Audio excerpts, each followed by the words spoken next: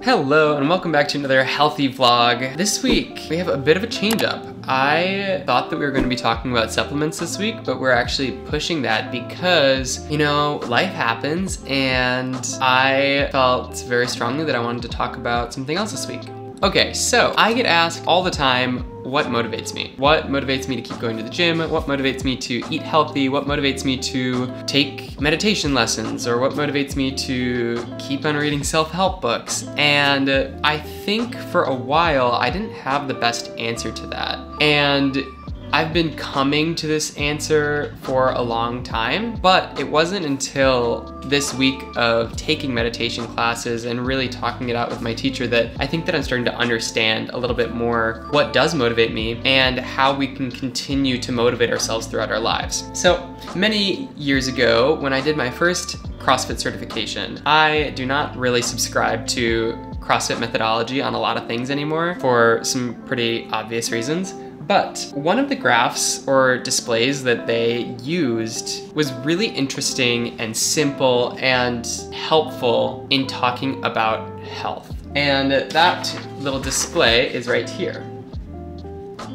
So you'll see over here on this end of the continuum, you have sickness, and then you go up to wellness, and then you go over to fitness.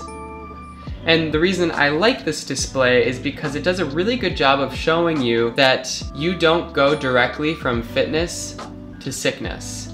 You have to go through wellness before you get to sickness. So ultimately, this is just supposed to say to you, if we are continually working toward fitness, we're creating a pretty big buffer against sickness. We're saying if we're working toward fitness, we are greatly lowering our risk of chronic disease. We are greatly lowering our chance of having a heart attack. And that's because in order to get to sickness, you first have to go through wellness and then get to sickness. This was pretty profound to me the first time I saw it because one, it just makes complete sense. And two, it's really motivating for me to think about why I would exercise and why I would eat right and why I would continue to take care of my body. When I see that continuum of saying like, the better you do these things, the less likely you are to get sick. And that is very motivating to me. And I remember it being very motivating at the time. Fast forward to this week, and Mark, my meditation teacher, was talking about how having tools in place can allow you to maneuver these Vedic principles in a very similar way that brought me back to this CrossFit idea. So Mark was saying that we go through destructive,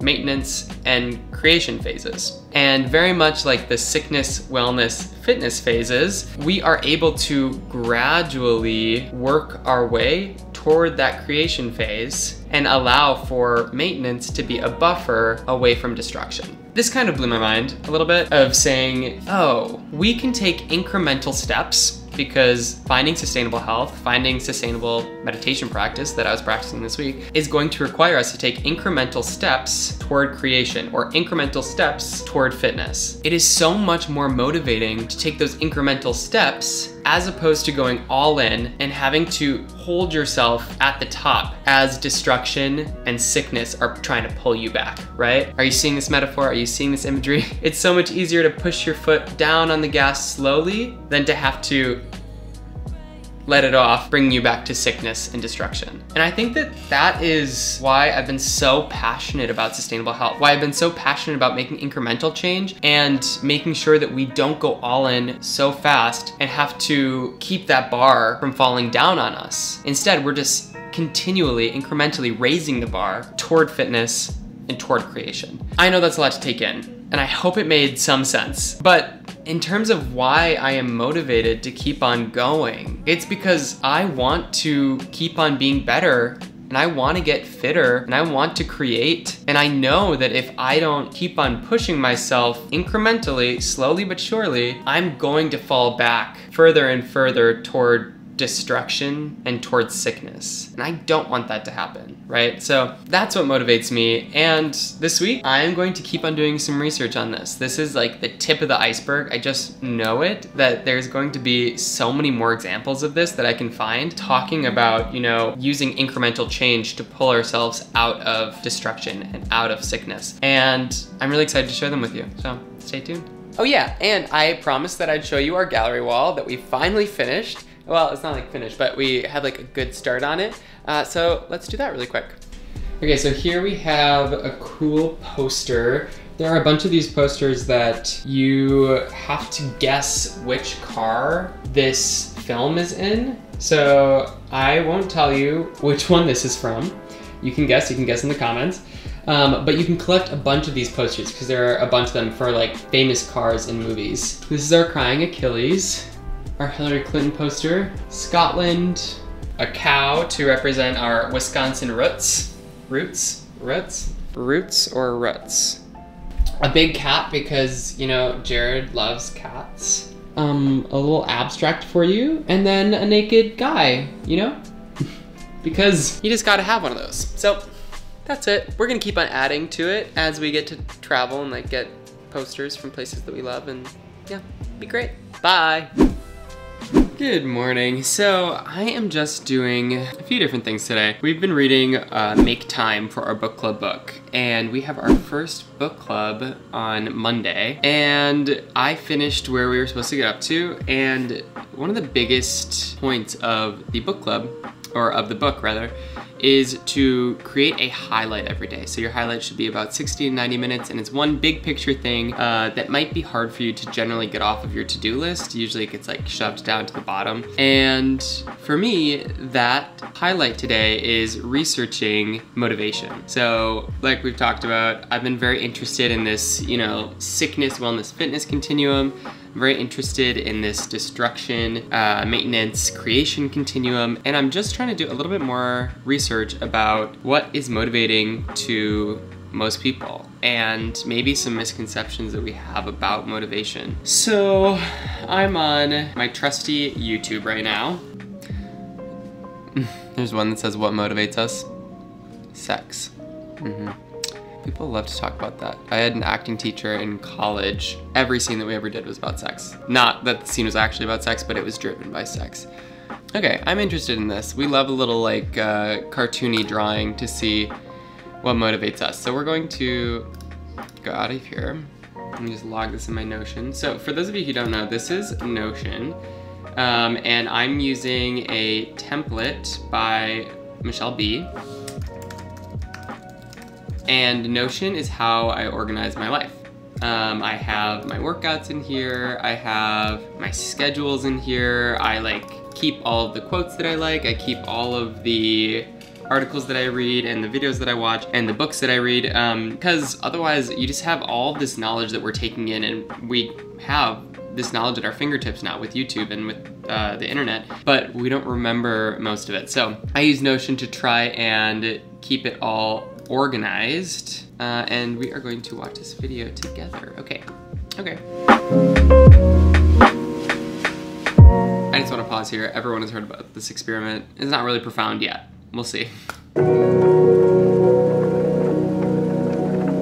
Okay, interesting. So I've talked about this in previous videos actually.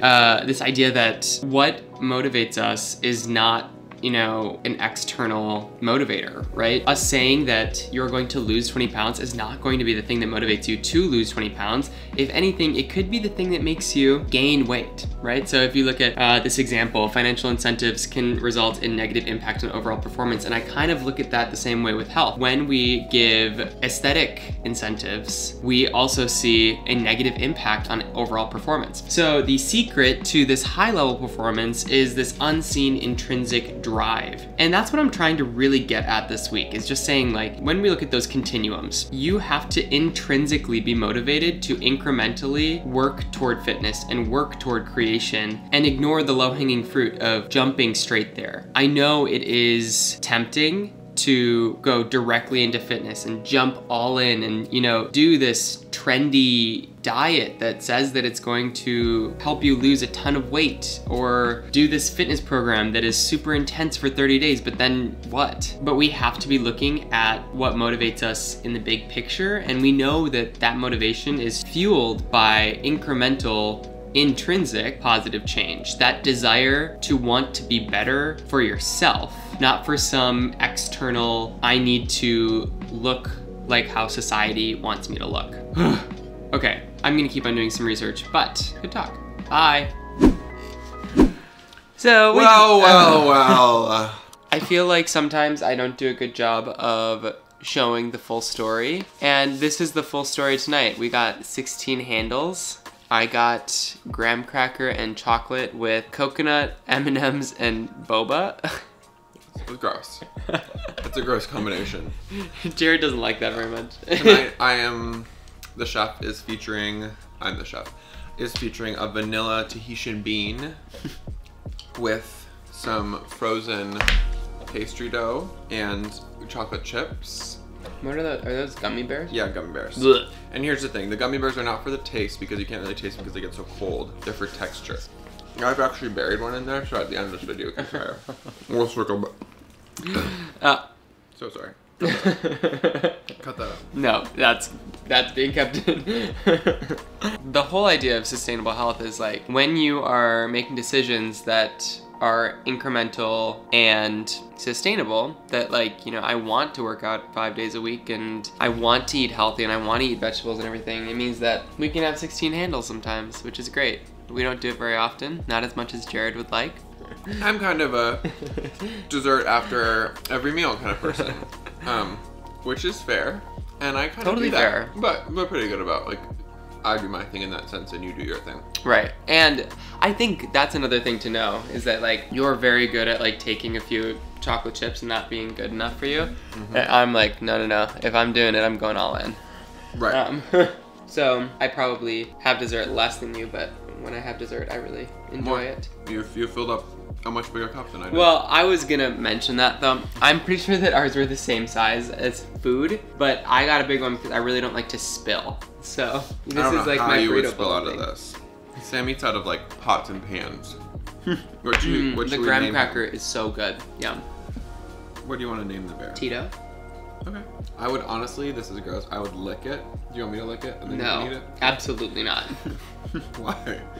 I would lick it so then you can get and then eat it. Yeah. Like swallow the frozen yogurt and then chew it. I just don't like gummy bears that much. But it doesn't really taste like a gummy bear, does it, anymore? Doesn't it make your teeth feel strong? I have very strong teeth. My dentist told me. They're supposed to tell you that, I think. I've never had a cavity. Me neither. That's not true. No, I've never had a No, cavity. you lied. You told me that you have had a cavity before. I have never had a cavity. I think I have one now, but I haven't been to the dentist, so they can't confirm. Okay, so just a normal Friday night, eating 16 handles. Wow, I really just clocked that it was Friday. What's this week's theme? Yeah, we're talking about motivation. Oh yeah. You know how I was talking to you about that like sickness, wellness, fitness continuum? And then meditation, we were talking about the destruction, maintenance, creation continuum. Yes. Basically just figuring out like that it's so much better to put a steady amount of pressure on the gas as opposed to flooring it, you know? Way more sustainable. Way more sustainable, yeah. Also learning that external motivators, things like aesthetics, or like at work, more money, they have been proven to have a negative effect on motivation. So you end up doing a worse job when that motivator is not intrinsic, when it's not something that you personally want, you know? So. Are you going into those studies about work bonuses? Well, yeah, we talked about one today. How. Fascinating. Yeah. So yeah, motivation. If you think of anything, well, let me know.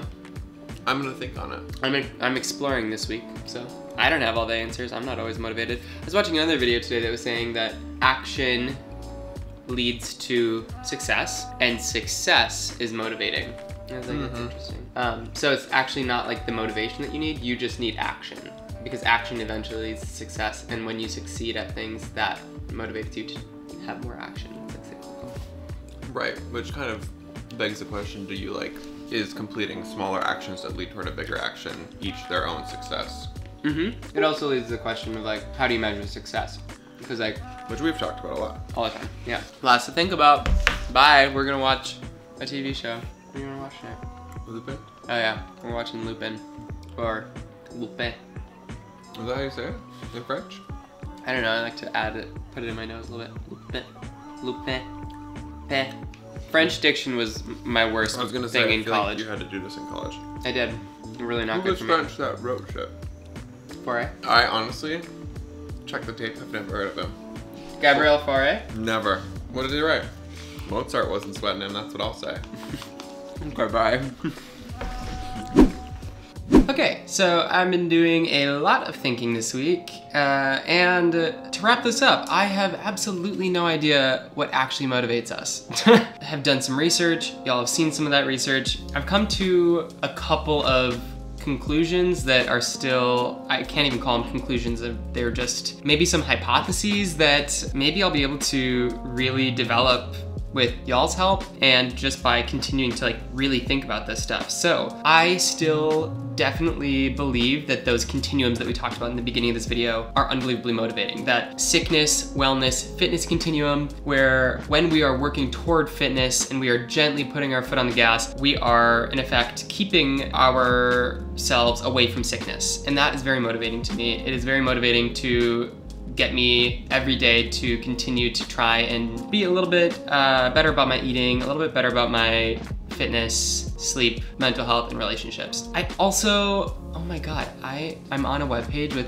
Brene Brown and we have the same birthday. Okay, sorry. I also believe in that destruction, maintenance, creation continuum that I was talking about with my meditation teacher. I believe that, we can take steps in our lives to be pushing toward creation gradually and sustainably, and in effect, be getting ourselves away from destruction. And I think that that is applicable with our lifestyle factors as well. Okay, all that being said, and with the research that I've found this week, I've had to make kind of like a flow chart for myself of how this actually works, because I believe in those continuums, but I also think there's more to it. So I made a nice little picture for you. I have no idea if you can see this or not. Basically, we know action leads to success, and those successes lead to motivation that creates more action, and this continuum keeps on going over and over and over again, right? That made a lot of sense to me. I think that as long as you are acting, as long as you are continuing to do new things and be vulnerable, you will find success in some way or another. And that success may not be how you expect success to look, but you will find success, and that will be motivating, and that will continue to motivate you to do more action and then more success, etc. But I also think it's really important to remember action and how it's not always easy to act, that it does require a lot of vulnerability. And in order for that vulnerability to actually manifest, you have to be invested in the project. And that is the other thing we learned this week, is that it doesn't matter how much money someone is offering you, you have to be invested in the project. Otherwise, you are going to see potentially worse results. We have to be invested in what we are doing, otherwise we won't be motivated to do it. So, action requires vulnerability. You have to be invested in order to be vulnerable. And according to Brene Brown, the reason I was looking her up, vulnerability is the birthplace of innovation, creation, and change.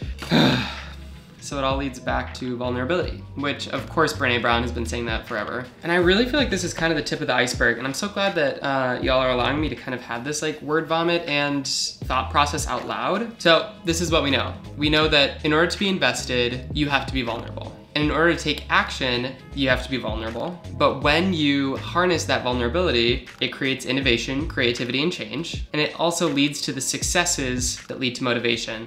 Wow, my mind is kind of blown. Okay, I think that's where I'm gonna leave you this week. I would love to have a conversation with you about this, so definitely leave me a comment, message me on Instagram, because I haven't quite figured this out. But I really want to, and I think we'll follow up in future videos. But thanks for coming along this week. Okay, bye!